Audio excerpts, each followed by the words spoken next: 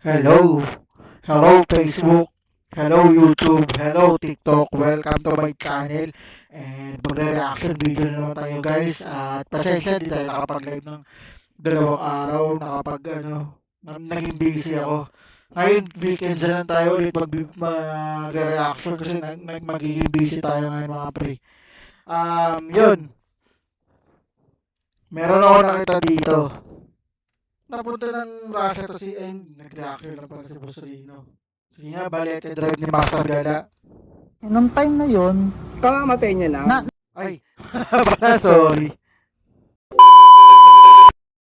Hulto edition, sumigaw buong bahay, full transmission.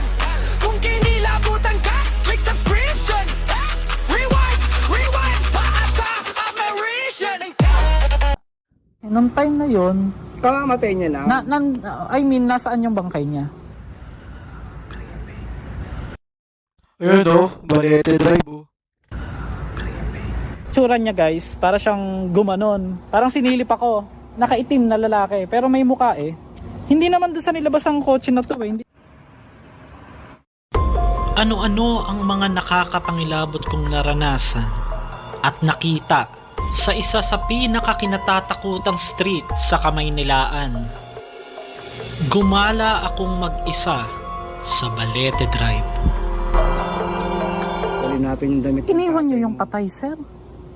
Oh, hindi lang siya sumugin. Hindi.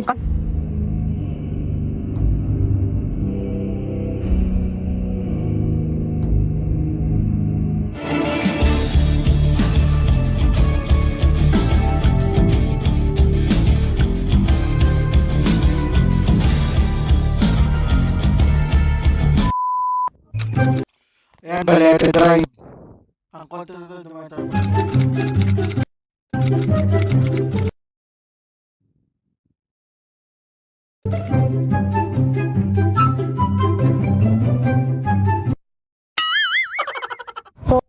So what's up mga master? Ngayon, nandito tayo ngayon sa Balete Drive. Aalamin natin kung talaga may nagpapakita dito. Mag-isa lang tayo, yan, wala tayong kasama.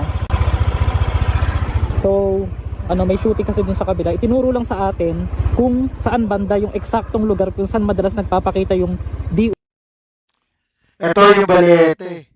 umano white lady daw dito sa kinatatakutang Dumidi umano ah. KMJS yan ah. street sa Quezon City, ang Balete Drive. A few moments later. May mga bagay na hindi natin mapaliwanag, may mga bagay na nararanasan Ilang beses ako napupunta dyan, wala naman ata dyan sa Balete. Pinagluloko lang tayo sa Balete Drive na yan eh. Parang meet lang yan. natin na hindi pangkaraniwan dito po sa mundong ito.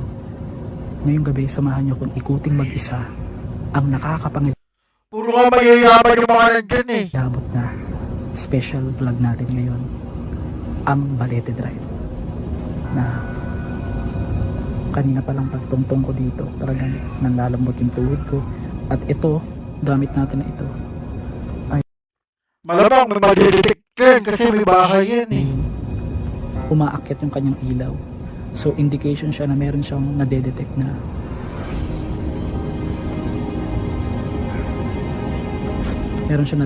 something na magnetic force. You know.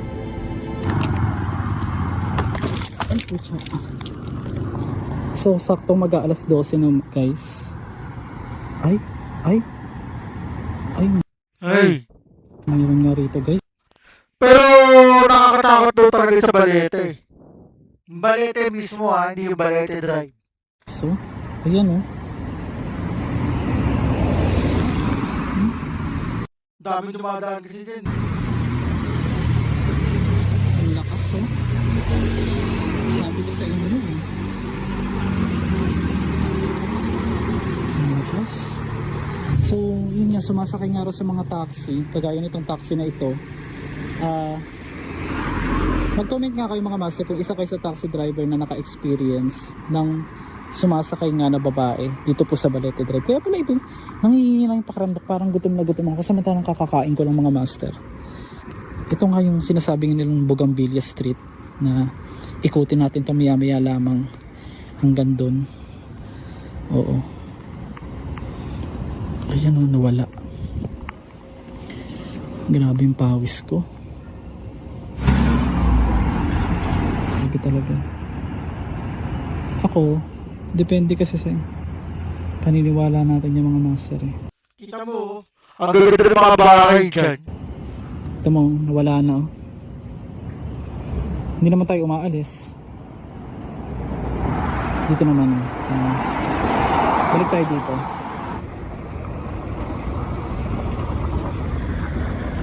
Grabe, nakakapangilabot pala dito talaga. Kanina pa ako nakakarinig guys ng mga parang binabaling sanga.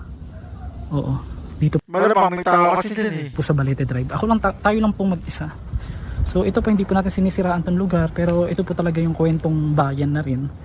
Dito po sa... Sir, tanong lang, talaga bang meron ditong nagpapakita na ano? Ha? Bago lang kasi horror ito. Pero ikaw wala ka pa na experience. Wala pa wala. Kasi di ba sikat nga itong Balete Drive? Ano po? Ito ba yung lagi sa cemetery? Napapanood ni sir? Oo, Wow, thank you. Ang Ba't hindi pangalan mo? mo matandaan? Ano pangalan mo? Master. Ayun, si Master Gala. Ayun. Naalala siya, may fans pa. Pinuntahan ko mag-isa, syempre hindi lang naman tayo pang cemetery, sir. Alam mo naman. Sir, ano masasabi niyo? May kasama ko? Wala. Kasi sabi ng iba daw, may kasama daw ako, di ko rin pinapakita sa camera eh. Hindi ko lang ano. Hindi, nakikita mo ngayon, may kasama Wala, ba ako? wala. O, wala, di ba? Sa mga master, talagang ako lang pong mag-isang nagpunta rito. Wala po akong ibang kasama. Kasi yung iba po kasi hindi naniniwala. Oh, Sa cemetery ba totoo ba talaga yun? ito sir, sticker, ha? Ano mo, Salamat. nararamdaman mo doon? Nakikita mo? Merong hindi totoo, merong totoo. Ang ibig ko sabihin, nasa pakiramdam mo talaga. Pero minsan, akala mo lang, kinakabahan ka, sobrang kaba mo eh. Wala mo meron. Akala mo meron. Pero ano, masasabi ko naman, lahat naman ng vlog ko is totoo naman. Naniniwala naman ako sa ganyan eh. Kasi naka-ano ko sa tatay ko. Nung kamamatay ko lang, pinaramdaman na ginising ako, naka-folded bed. Kasi nung Oo. namatay siya, sabi ng nanay ko, gisingin ko siya naman, halimbawa, mga alas 2. Kasi nga, ipiprepare namin yung gamit niya. Sa probinsya kami sa noon. Oo. Ginising niya ako, alas 2. Ilang Ilocano din si kuya. folding bed ko, kaya naniniwala talaga ako sa ganyan. Ah, okay. Na-experience mo Ang yun. lakas eh. Eh, sino sa baba ako tulog, nanay ko, sa papa ko. Tsaka hindi ka na magigising siguro ng nanay mo ng ganun, di ba? Hindi.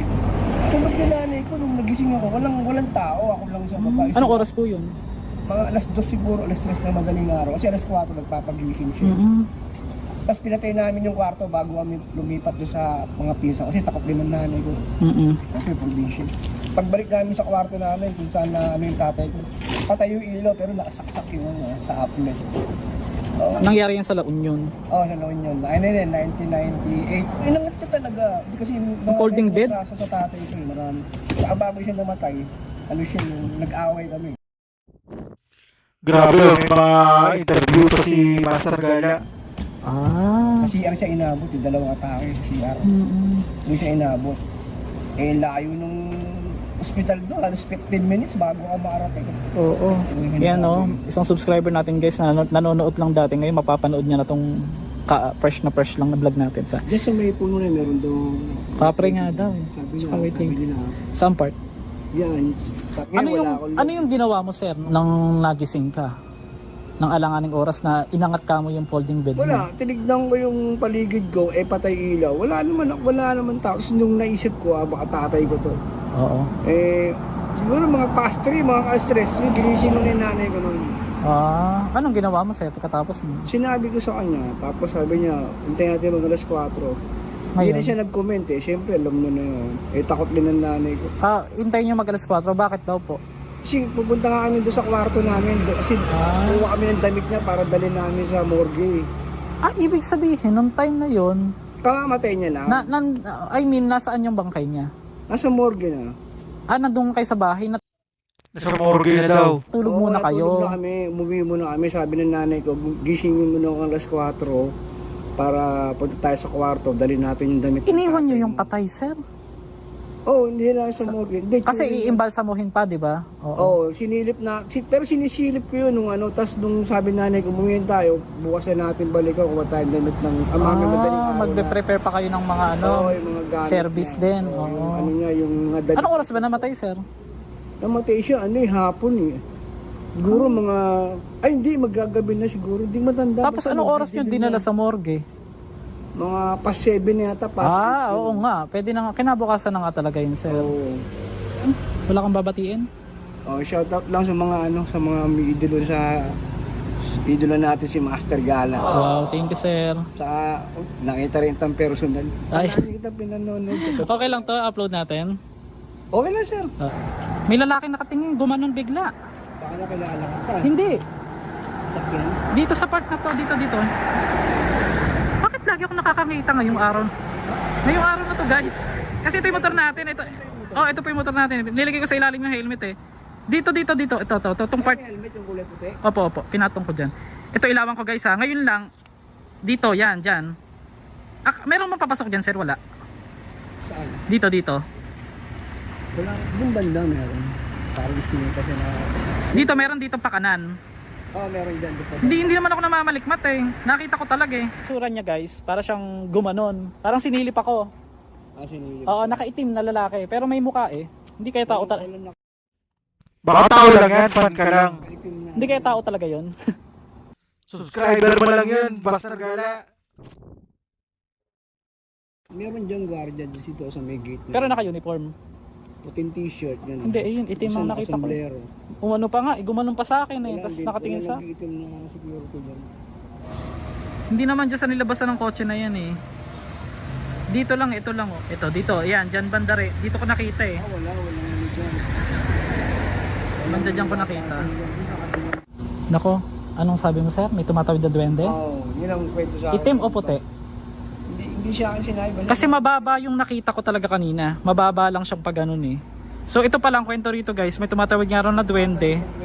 Tsaka yung white lady. Oo, wait. Duwede naman. Takbuhan daw yung mga babae. Oo. Mga bawat nagdadaan ito ng oras maingay kasi nagbubusina yun. Magbubusina sila. Maganda. Advance to 5 O mag-aalas 12 na pala, guys. So hintayin lang natin mag-alas 12 para mas exciting. Konting minutes na lang. Naglalakad ka lang, idol? Hindi, nakaano po ako. Nakamotor ako. Nakita ko yung isang may... Oo nga pala, may motor ka nga pala. Opo. Nakita ko yung lumabas dyan yung may-ari nito. Ngayon, sabi ko, makipark muna ako. Diyan ka nag-park? Oo, mabait naman ah. Ay, ang bigat sa pakiramdam mga master. Dapat nagbukbang ka na rin dyan ba, Master Gala?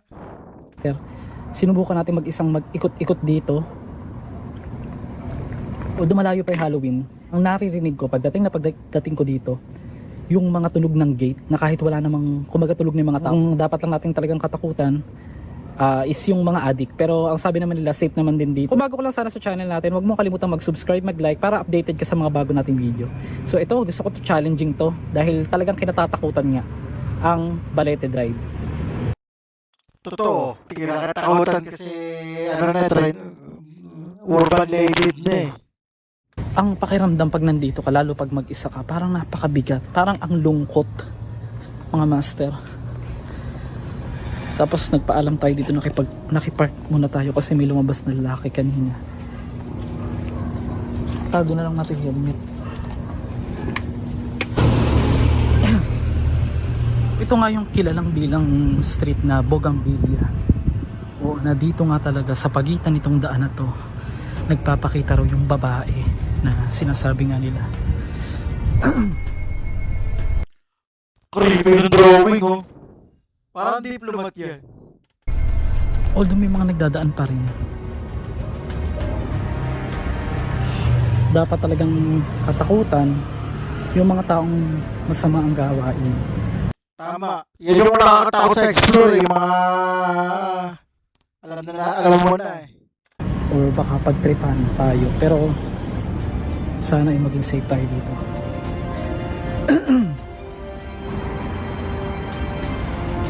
Tapos yung matandang balete nga, mga master, yun daw yung may nagpapakita doon. Kaya lang parang pinutol na, wala na, hindi ko na siya nakikita rito. Pinili ko ng hindi masyadong alangan oras para at least marami pa rin tao, marami pa rin dumadaan. Ngayon lang mababa lang siya. Sabi nila mga master, nagbablog kasi ko. Ito napagtanungan natin wala ko siya shoutout sa Catanduanes ba? Oo, Catanduanes. Yan, sila yung napagtanungan natin dito na galing para sila ng Catanduanes. Ngayon, nakatambay sila rito. Ang dami raw talagang balete rito. Oo. Creepy talaga pag balete. Ayun lang, meron ako nakitang maliit na ilaw. Dito guys, habang nag-uusap kami, dyan, dito sa part na to, yan, dyan. Yan. Akala ko, white lading babae nang papakita, parang bata yung nakita ko, mabilis lang eh. Di mo ba napansin na tumingin ako doon? Nung nag-uusap tayo? Dito oh, dito sa part na to. Yan, dito, yan, dyan. Diyan ko siya nakita, ang bilis. Sako pa rin ito ng Bougainvillea Street. Hindi ko alam guys kung namamalik mata ako. Ewan ko ba hindi naman ako pagod. Ngayon lang eh. Yun na naman dito sa part na to, parang may may itim naman. Creepy din, no? Parang may nakatayo nga dito. Ayun, no? Kita nyo guys, para dito meron. Pero malaking anino naman siya. Tapos meron ditong simbahan guys oh. Yan. Minsan mahirap din mag-isa no.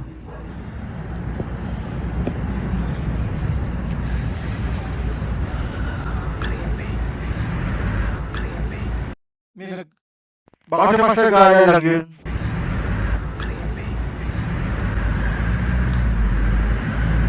Mga master, ngayon ko lang po napansin habang ako ay nag-aayos or ine-edit ko yung mga videos, at ngayon ko lang kasi napanood ito dahil ayoko mag-edit talaga ng gabi. Hindi po ipinatong or inedit yung audio niya. Panoorin nyo po uli kasi talagang kayo na po ang umusga.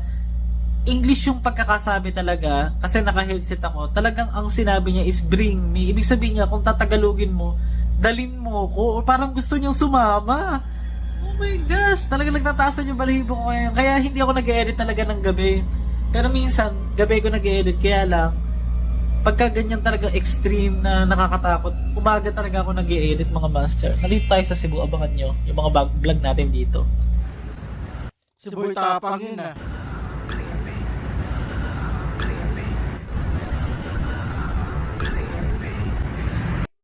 Boses lalaki ah.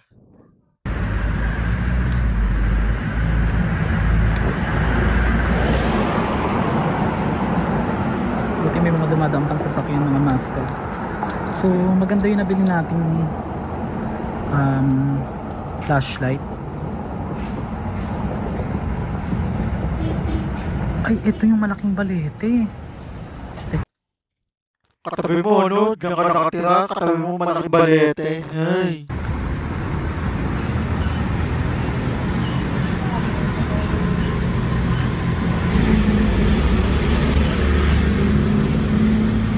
Tapos ikikwento ko sa inyo mga master kung ano yung history nung sinasabi nga nila na babae. Yun daw yung babae na ni-rape daw. Tapos lagi raw nagpapakita rin Alam ko nga, yung ng taxi driver daw ko. ito Yun yung kwento. sa Balete Drive. Especially sa Bougainvillea Street. Oo. Ngayon, paikot-ikot lang daw yung babae na yun at nagkokos daw ng accident. Pero kanina pa ako nakakarinig ng parang hindi lang ako gusto ko kasing pakinggan talaga mga master kung meron talaga ako maririnig o maaaktuhan.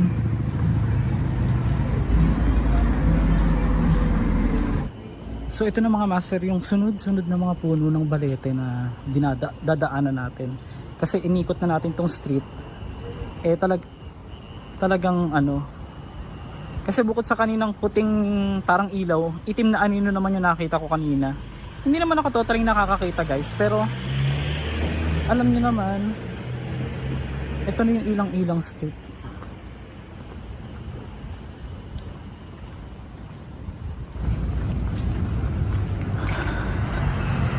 So mga master, iba talaga yung pakiramdam, para bang walang hangin. Ito pala mismong lugar na ito, dito sa Quezon City, talaga napapalibutan ng balete. Kaya ka natawag na balete drive eh. Kaya lang yung iba raw pinagpuputol na. Talagang iba yung pakiramdam mga master pagka nandito ka. Although malungkot yung ambience, pero ikaw ba naman mag-isa? Takot ako dun kasi nakita ko talaga kanina. Alam niyo naman, di ba, hindi naman talaga tayo yung nakakakita talaga. Pero nakita ko kanina talaga, parang mga itim na parang usok or anino, tapos yung isa puting maliit na parang bata na ilaw. So mga master, ang hirap po kasi dito yung alanganin na wala nang dumadaan, kasi bukod sa yung taong iniingatan natin, may nakausap tayong barangay dito kanina, dahil may nagsushooting nga kanina doon, yung Only Love ba yun sa GMA daw. Ngayon nakita ko yung mga ibang artista, hindi ko na masyadong pamilyar. Tinanong ko nga na talagang may nagpapakita nga dito. Parang pakiramdam mo hindi lang naman ikaw nag-iisa. So sa akin pabor naman yung ganito na may Ipinangalan ng daan sa isang higanting puno ng balete na dating nakatayo sa gitna ng daan nung hindi pa ito tinatayo. Bagamat hindi pa tiyak kung kailan ito itinayo, nakasemento at nakaasfalto na ang kalye ng Balete o ang Balete Drive. Ito ang naging pangunahing lansangan sa Kamaynilaan noong panahon ng dating Pangulong Ferdinand Marcos. Dahil sa mga lumang bahay na sa panahon pa ng mga Kastila, panahon pa ng 1950, kumalat ang mga sarit-saring balita Creepy ng white lady. o kwentong kababalaghan tungkol sa Balete Drive. Dito nga daw madalas nagpapakita sa mga balete at padaan-daan ng isang babae, tinatawag nila Creepy. ang White Lady sa Balete Drive. Kasama nga sa hindi mamatay-matay na kwento ang babaeng nakaputi na madalas daw sumasakay sa mga taxi driver. At ayon pa sa lumang kwentong ito, ang babae daw na multo ay ang nasagasaan at napatay daw kasi ng sinasabing taxi driver ng isang gabi. At pagkatapos daw ay inilibing daw ito sa isang puno ng balete sa nasabing abenida. Di umano ito raw ay nag-aaral noon sa UP. Pero ayon sa mga sabi-sabi, ito raw ay isang imbentong kwento lamang ng isang mamamahayag noong 1953 upang makapaglabas ng isang nakakapangilabot na kwento. Noong 2005, iminungkahi ni Regina Celeste San Miguel, isang opisyal na barangay ng Mariana na sumasakop sa kalye ng Balete, na maaari daw gamitin ang lungsod sa nabanggit ng mga alamat upang makapanghikayat pa ng maraming turismo sa pamamagitan ng pagdedeklara ng buong abenida na ito raw ay nagmumulto. Ay, dark tourism. Sa madalit sabi, gustong-gusto nila na ito ay pinagkikwentuhan ng mga kwentong kababalaghan at maibalik pa rin ng dating kasaysayan o ang mga nakakapangilap na nangyayari dito. Parang yung diplomat, di ba? Yung diplomat.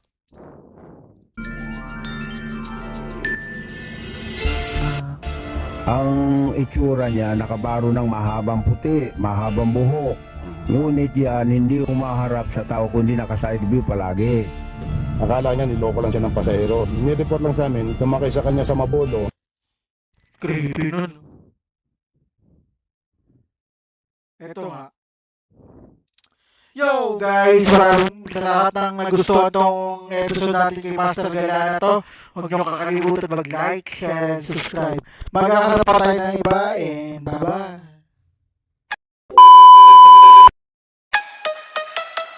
Rolling count. Check mic. Tara na. Madilim na kanto. Sumama ka. Biga nyo sa screen. Sabay sigaw. Kung mahina lobot mo, back out now. Hey!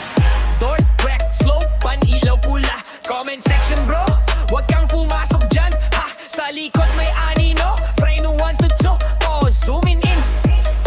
Nakita mo? Mamalon yung chat, puro loads naman. May kumalabog sa